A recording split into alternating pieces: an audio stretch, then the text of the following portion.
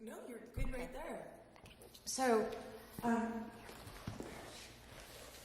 it's a great chance just for me to say how much respect I have for all of you too. I don't get to say that, but I talk about all of you all the time, and I'm just so proud to do what I do. And it's a special year for me, and I hope to go a little bit more into more detail about that. But I thought I'd start with about 12 months ago, we were having a brain gym workshop. This is a curriculum I had heard about in graduate school, so about 15 years earlier, and I had been wanting to study it for so long. And so when I found someone that was going to be in town to do it, I was very excited. And right before I'm about to leave, I had a very unusual event. I started having blurry vision, which, as you know, can be a real sign that, wow, something is very wrong. It's a serious sign, right? And I can trace it now to, I think I know why I had it, so there's no need to worry. But I had that moment of, wow, I'm living with myself, my boyfriend's out of town, I have to go meet my guest who I'm hosting right now. What do I do? Ended up that it calmed down. I took some Advil, it calmed down. And I knew that at the first workshop, I knew there was 2 physicians in the room. And so I kind of felt like it wasn't a risky decision that we could go and do that.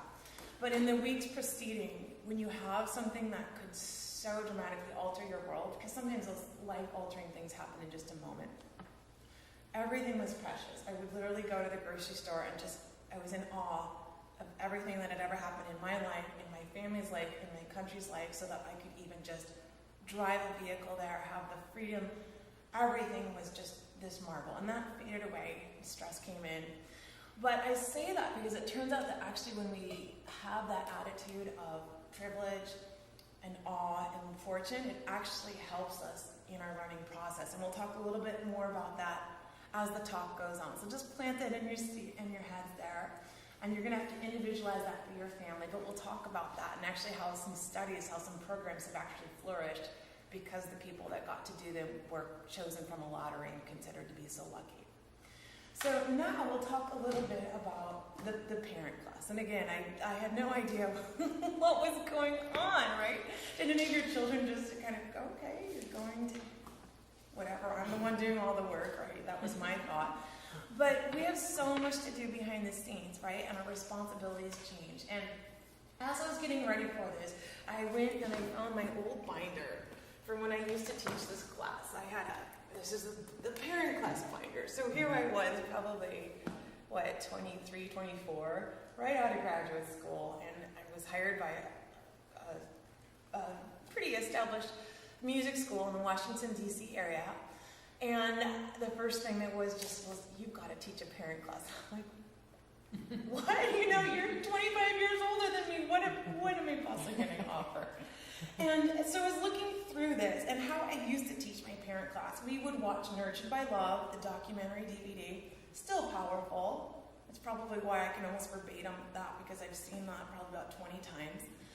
Powerful message with the images. We would talk about the history of violin. We would talk about how to practice and some of the things like that. But it was really I hadn't really made it my own. And in those 15 years since I've started that, life has changed. And I can tell you, my first teaching day, so I lived out east, my first day of teaching violin, my first job, I hadn't even met my students. They'd been assigned to me through this program. I'm driving from Maryland to Arlington, and that was September 11th, 2001. So my first teaching day was no teaching. It was chaos. The phone lines were jammed. The beltway was jammed. No one knew what was going on in my life. I was probably destined to live in Eugene because I did not even have a TV. The first thing I did was go home and I bought a TV at the store because I literally had to know what was going on then. And it was a moment in our history, right? And things have changed. So things have changed for your children and your families, and I'm sure you probably are always going, wow, how do we equip this younger generation who will retire in 2065, 2075, kind of in that time? That's when they're going to retire. So how do we equip them with that? And it's, for me, has been still a highly relevant education, and if not even more relevant. And I hope as we go through some things today, we can really pull deep meaning into that. So the first thing we're going to do is just start with the history of Shinichi Suzuki. because that's just the nuts and bolts, right? And then we'll go into a little bit of how we can get strong in our why, and then maybe some different approaches to practicing and maybe some standards. So just really covering some of those bases. It might be a little bit more than we have time to fully do. I used to teach this over, originally it was a 7-week course, then it was a 4-week course. But as you know, it's a lifetime of study. It's a lifetime. So we'll just try to send you home, hopefully today, with a little bit stronger. I absolutely know I'm doing the right thing for my family. Not hold you up when it's hard and challenging, because it will be. And also maybe some new ideas. So starting now, historically, I hope that you understand this philosophy so much. A goal that I could give you as parents is that you could explain it to somebody else. And that's why I put, just go to the Wikipedia page. It's actually quite good. I actually learned things that I hadn't learned. So that would be a great little action item for you to do. Just look it up, understand how special this was. This is one person, one man, one vision, a worldwide change in education. I think that's profound.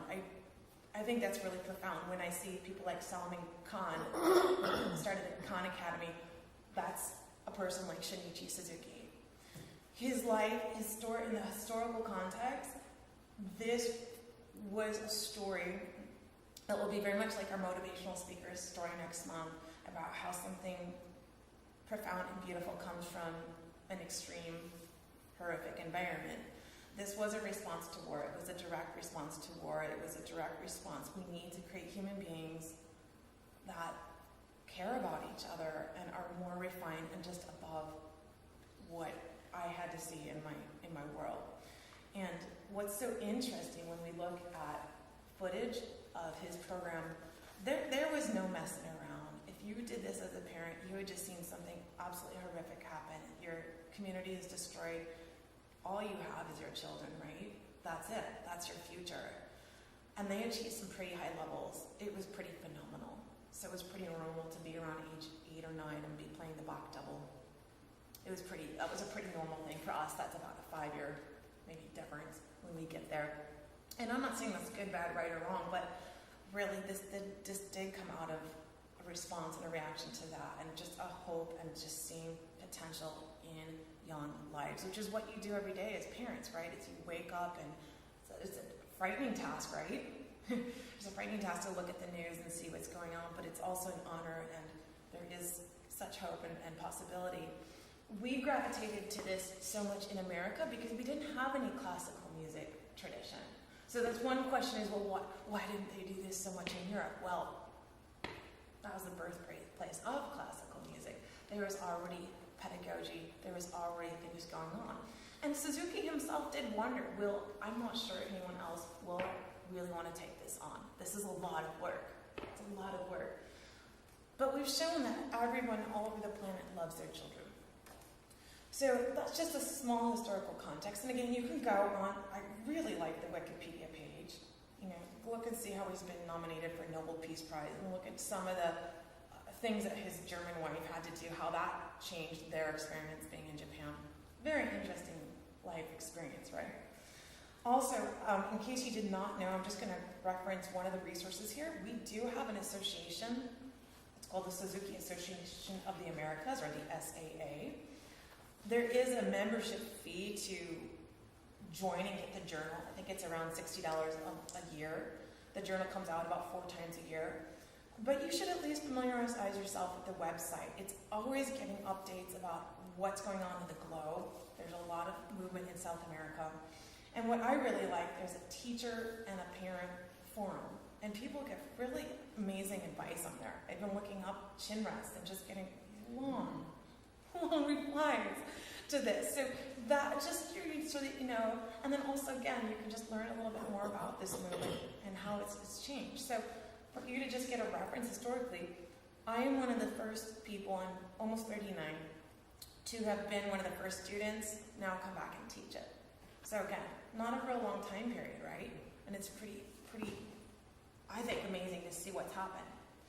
The second and third thing, just so that we can leave or just real clear on, is what are the pillars of this philosophy? So you could almost talk about it as just 2 legs that walk through the world. And the first one, or you could say in any order, is that we're learning music based on how we learn a language. So we have to go back to that time and time and time and time and time again. It's the hardest thing we ever learn and the easiest. And that should just be a moment to pause. You know, we can take advantage of some of those things that go into that. And that was his